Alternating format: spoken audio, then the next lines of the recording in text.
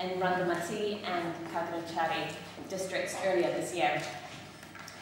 The following information is based on these findings, and we obviously welcome any further relevant information. So our investigations confirm that the reports of local organisations at the time of the attacks were correct, finding that some 638 Yuma people were affected, most of whom had lost their homes. Over 100 Yuma homes, 1 school and 2 Buddhist temples were burnt to ashes, and Yuma villagers were forced to flee to the jungle during the attacks. During the April violence, Bangali settlers in Jaliapara area attacked Yuma passengers, pulling them down public buses, and Bangali settlers were stopping every vehicle and looking for ethnic minority people who they then pulled out onto the road and proceeded to kick, slap and beat with batons. At least 16 Yuma were seriously injured in this attack. Every Yuma interviewed by our observer confirmed that army personnel and members of the border guards of Bangladesh were present during the violence, but failed to do anything to stop it. Rather, they watched as Yuma homes were burned down. On the morning of February the 17th, Yuma leaders asked personnel from the border guards of Tamata camp for help, but they failed to answer this call. When they did finally arrive on the scene later in the evening, border guard personnel stood and watched as Yuma homes were set on fire. During the April violence, around 60 army men and 5 army vans were patrolling in the area. Witnesses said that the army patrolled along one side of the road, while on the other, Bengali settlers started entering Yuma villages and setting fire to their homes. In Shakola village, some 25 army men stood eating fruit from Yuma properties after they had fled. They watched as the houses and shops of the Yuma people were looted, vandalised and set ablaze. Government and administration officials did visit the region directly following the attacks, and a 3-member committee was formed to investigate the events. However, to date, the committee has failed to submit its findings. Despite seeing the devastation with their own eyes, nothing has been investigated by the government or the local authorities, and the main perpetrators, who have been already identified, continue to walk free in the area. The government of Bangladesh has also failed to investigate the involvement of the security forces and their open approval of the attacks. Not one single arrest has been made following this violence.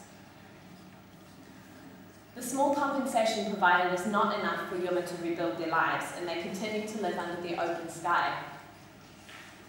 Most of the students have not returned to school, as their books, pencils, school dress and other essentials were burnt to ashes.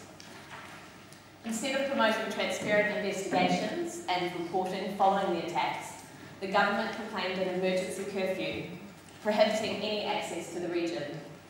The area is surrounded by army personnel who benefit from total impunity and are involved in every aspect of governance and regulation in the area. The Yuma, who are the victims of this violence, are forcibly cut off from the rest of Bangladesh and the world, and are unable to tell their story or to ask for help. Those who have spoken out have experienced threats and intimidation to withdraw their cases with the local authorities. During our team's investigations, their safety was also in question. The local authorities expressed strong suspicion towards any international involvement in the region. Our observers were approached and questioned on several occasions by members of the Border Guards of Bangladesh and by the District Special Branch of Police, who requested information on the identity of our team, the organisation they worked for, and the purpose of their visit. We believe these attacks amount to a government failure to uphold basic human rights and protect the Yuma.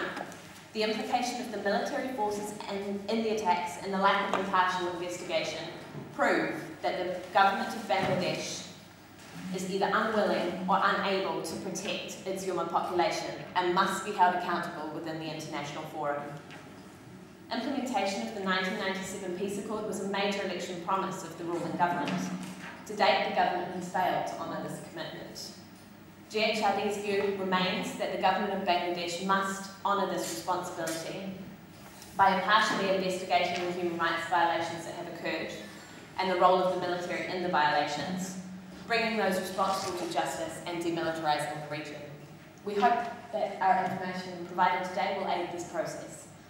GHRD aims to continue to investigate and publicise human rights violations in the region as long as minorities remain under threat. Thank you very much. Can I suggest that where people do have written presentations, we collect them and we try and find some way of displaying them on the web. Is that all right? And now that we've got everybody in, I hope, and they've braved the security forces down at the bottom. Now, I welcome everybody to this meeting of the German People's Network in the UK. So I approve the idea that we should have this get-together.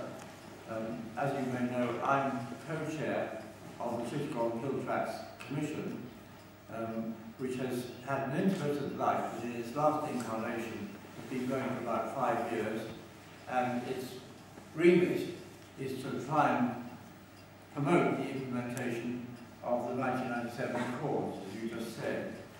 And with that object in mind, we've had several meetings with the Prime Minister before she was elected, when she gave us all kinds of assurances about what she would do, including the inclusion of the implementation in the manifesto, which it was in the last manifesto.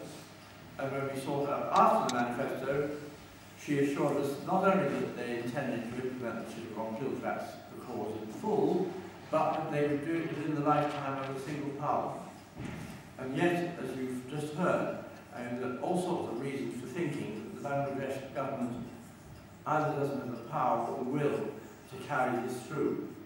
And we've seen this recently, as you'll know, with the argument about indigenous people. The Chittagong Hill Tracts Commission has written a long letter just now to Sheikh Hasina, and I have a copy of it here if anybody would like to see it.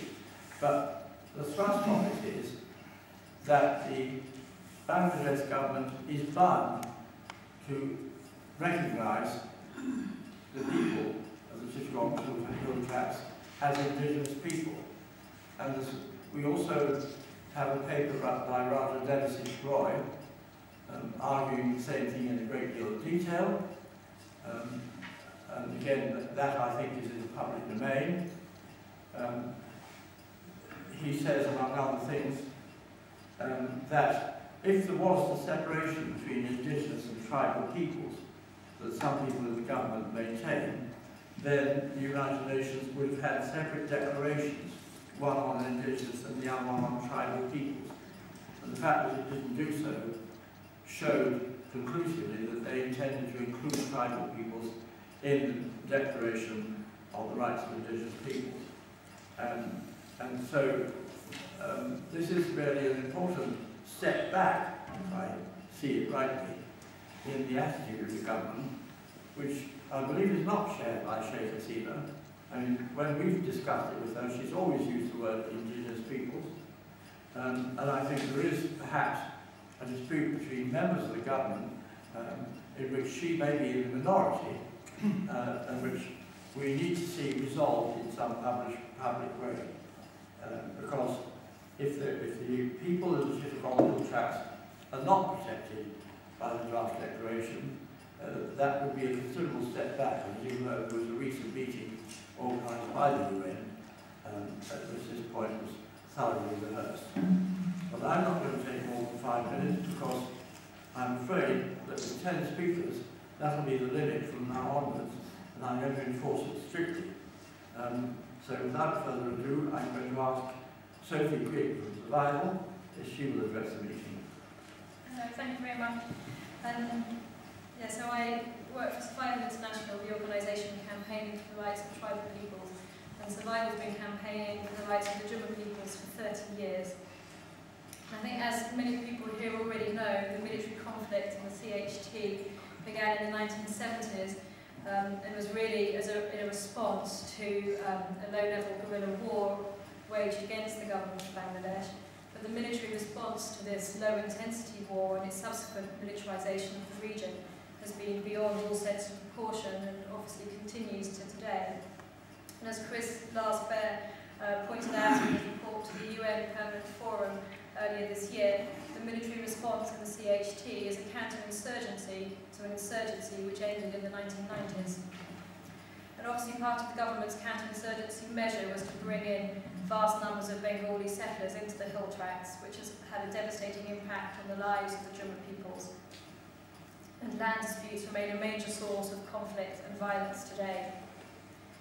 As most people here know, the conflict came to an end in 1997 with the signing of the peace accord, or officially the conflict came to an end, but in practice it continues today, largely due to the government's failure to implement many of the fundamental points of the accord, such as the dismantling of the 500 temporary military camps and the settlement of land disputes. And the combination of land scarcity with a huge number of settlers and a heavy military presence is incendiary. The Bangladesh government claimed that 200 of the 500 temporary military camps have been withdrawn, but the JSS and others dispute this figure, putting it at more like 75, leaving 425 temporary military camps still in place 14 years after the promise to remove them. The government's failed to provide a list of the dismantled camps despite several requests, and when they did remove 35 camps in 2009 with much fanfare and press attention, but the Jummas have told us that many of these camps have been re-established or just simply replaced by other armed forces, and there's still no time limit for the withdrawal of these remaining camps. And although it's difficult to verify the exact number of troops currently deployed in the hill tracts, military officials have confirmed that 1/3 of the army is deployed in the region, in an area which accounts for only 1/10 of the total territory of the country. This is an excessive amount by any standard, especially in an area where there's no longer any insurgency. Clearly the fighting between the Jumma factions doesn't help the levels of tension or violence in the CHT, but in no way justifies the large numbers of soldiers in the region, nor the ongoing military support of the settler community. There's been continued and consistent allegations that the army is also interfering in civilian affairs. Operation Uttaran, meaning Operation Upliftment, allegedly a counter-insurgency program, gives powers to military officials to interfere in civilian affairs. Also, adding to the concern of the excessive militarisation of the region, the continued role of the military in development activities, such as road building and the distribution of food rations. Gross human rights violations committed mostly against the Jummas continue and show a consistent pattern, including arbitrary arrests, torture, extrajudicial killings, harassment of rights activists, and sexual harassment of Jumma women and girls. And in most cases, such violations are carried out with impunity. Escalating communal tensions and incidents of violence between the indigenous people and the settler community are a major cause for concern. In February 2010, in the Sajek region, a conflict erupted after settlers grabbed Jumma land and resulted in the burning down of nearly 500 Jumma homesteads and the killing of at least 3 individuals. Local sources tell us that soldiers fired indiscriminately at Jumma villagers after a soldier was injured during the clashes. A similar incident again happened this April in Ramgarh, resulting in the burning of 6 Jumma villages. And following this incident, the army and the police refused to allow a relief team carrying supplies for the Jummas to enter the area. Some soldiers are said to have been directly involved in the attacks on Jumma people in their homes, but the most common complaint made by Jummas is that instead of protecting them in their homes, the soldiers stand by and do nothing whilst the attacks occur. During the unrest in Ramgarh in April, a Chapman woman was dragged off a bus by settlers with knives who threatened to kill her. She also believed they were going to rape her. She could see the soldiers and the police who came over when they heard her scream, and she called them sir and brother and pleaded with them to save her, but they just walked away. Members of the security forces must be held accountable for the allegations of negligence of duty and complicity against them. Despite consistent national and international pressure on the government of Bangladesh to fully investigate these attacks and the role of the military in them, so far there's been no such investigation.